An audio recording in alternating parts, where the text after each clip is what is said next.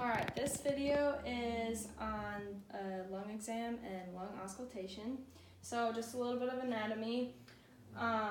We have the right lung here, left lung here.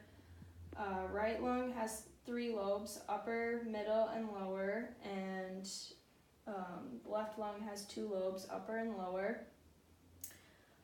So with auscultations, you want to start first at the apex of the clavicle, and then moving down bilaterally to second intercostal space, third, fourth, fifth, and so on, and also the mid-axillary. And then turn around. Posteriorly, you're not able to hear the middle lobe of the right lung because the scapula is in the way.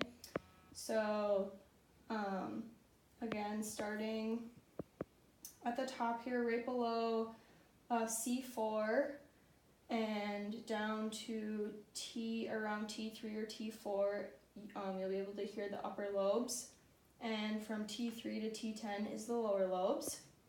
All right, turn around. So when listening, have the patient take a deep breath in and out, and you are listening for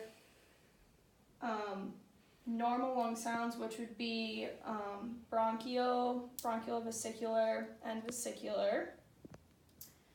Again, comparing bilaterally, and you are listening for anything abnormal, so continuous or discontinuous sounds, wheezing, crackling,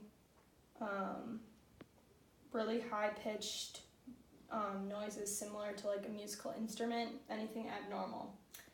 So yeah, you just want to work your way down, starting at the top, working your way down to the bottom, and then the same thing on the posterior side, starting at the top and working your way down.